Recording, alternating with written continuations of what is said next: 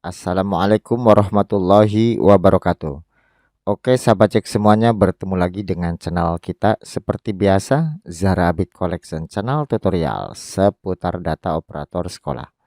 Baiklah sahabat cek semuanya, teman-teman operator se-Indonesia, kita kembali ke tutorial untuk verifikasi bantuan digitalisasi pembelajaran tahun 2026 ya.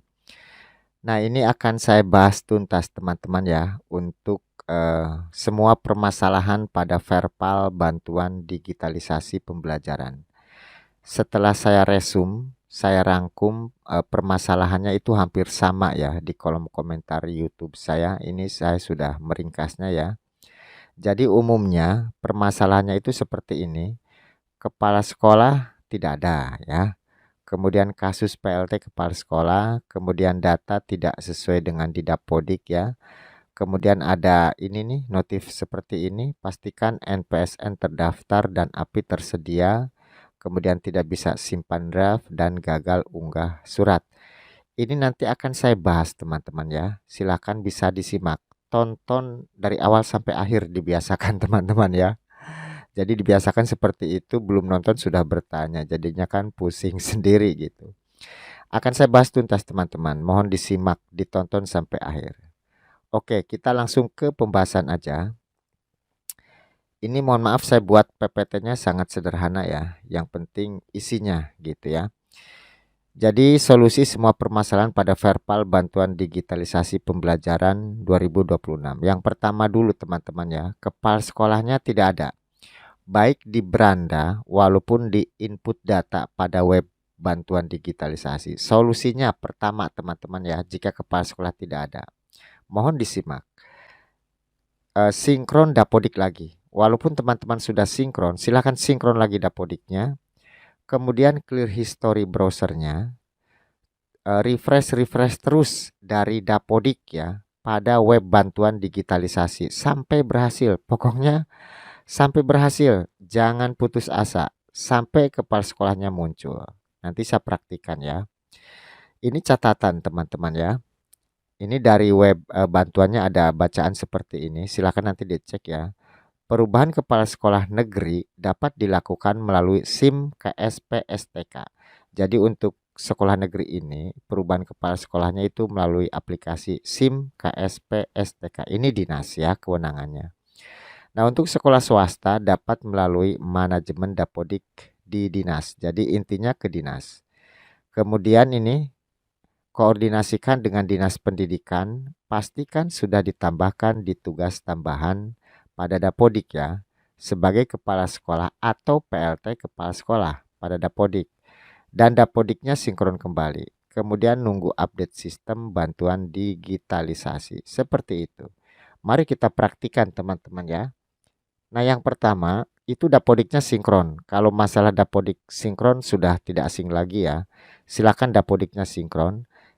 Clear history browser. Seperti biasa ke sini teman-teman ya. Ada tanda titik 3, history atau riwayat ya. Nah, di sini kemudian delete browsing data. Ini pilih all time ya. Kalau tidak ada password, centang semua. Kalau ada password, passwordnya jangan dicentang. Kalau sudah, delete data ya, itu. Ini clear history namanya teman-teman ya. Kemudian ini refresh terus dari dapodik pada web bantuan digitalisasi sampai berhasil. Nah, di bagian ini teman-teman nih, di bagian verifikasi data ya di web bantuan ini kan ada tombol nih refresh dari dapodik. Pokoknya di refresh terus di sini. Atau bisa refresh dari sini, klik. Nanti ini juga klik gitu ya. Sampai nanti nama kepala sekolahnya itu muncul baik di beranda di sini. Nah, nama kepala sekolahnya ataupun di sini ya di bagian ini nih. Nah, di bagian ini muncul. Nah, ini kan ada tulisannya. Kepala sekolah negeri dapat dilakukan melalui SIM KSP STK. Sekolah swasta dapat melalui manajemen dapodik dinas. Ini ada petunjuknya. Insya Allah nanti muncul refresh terus. Jangan putus asa. Seperti itu teman-teman ya.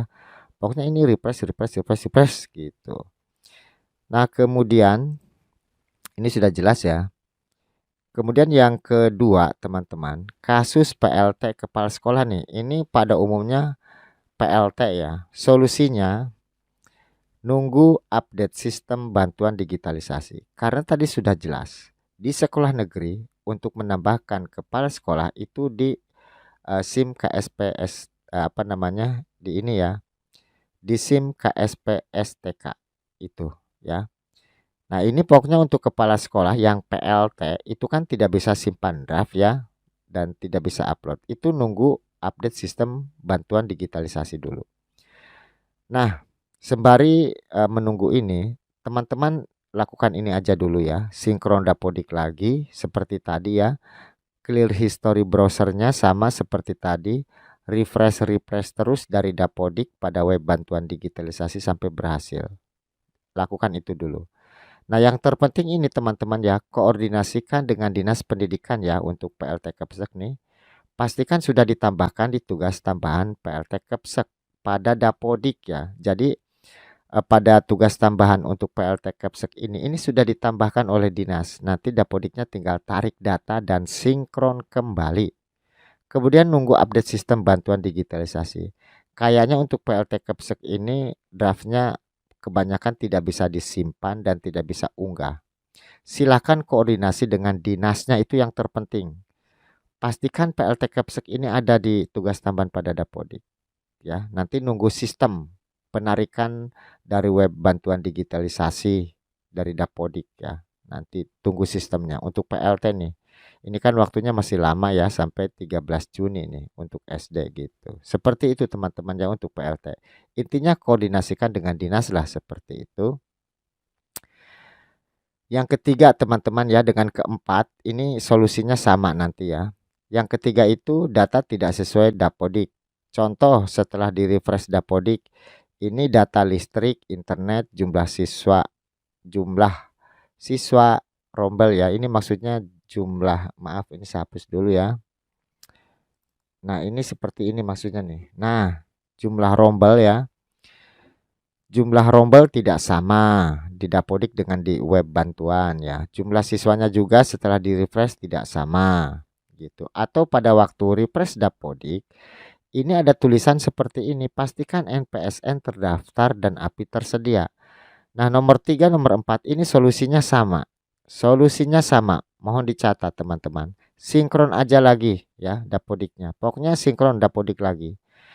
Jangan lupa nih penting ya, clear history browsernya seperti tadi. Dan yang terpenting ini, refresh terus pokoknya dari Dapodik pada web bantuan digitalisasi sampai berhasil. Jangan putus asa. Coba lagi, coba lagi, refresh lagi, terus menerus ya. Umpamanya sekarang nggak bisa nih di refresh, ya besok lagi. Terus pokoknya sampai bisa gitu ya. Ini insya Allah bisa nanti teman-teman ya. Nomor 3, nomor 4 solusinya sama. Kemudian tidak bisa simpan draft nih. Pada waktu mau menyimpan itu tidak bisa. Datanya mungkin tidak lengkap ya, atau PLT seperti tadi. Nah, bagi yang tidak lengkap datanya, cek lagi isian datanya ya. Pastikan lengkap gitu. Kemudian sama ya, refresh terus dari Dapodik pada web bantuan digitalisasi sampai berhasil. Jangan putus asa lagi ya. Kemudian setelah di refresh teman-teman ya, ke beranda dulu di web bantuannya, kemudian input data lagi, ulangi lagi, di input lagi, sampai nanti draftnya bisa tersimpan ya. Jadi kelengkapan data ini harus ya, harus gitu, terutama refresh dari Dapodik supaya datanya sama gitu ya. Intinya ini bisa dicatat ya. Nah, kemudian gagal unggah surat pernyataan nih. Bagi yang sudah bisa menyimpan draft, kemudian sudah mencetak formulirnya, sudah ditandatangani kepala sekolah dan sudah dicap stempel sekolah, itu jangan lupa teman-teman, itu di-scan-nya atau dipindai, dokumennya menjadi satu, formatnya PDF.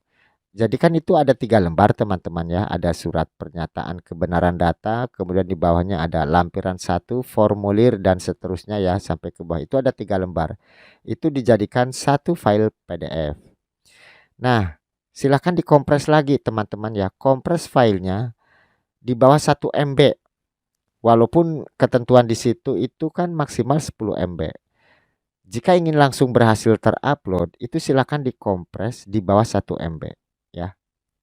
Karena saya sudah praktik sih, saya sudah berhasil itu saya di bawah 1 MB teman-teman ya. Jadi berhasil. Silakan diupload ulang gitu ya, diupload ulang lagi.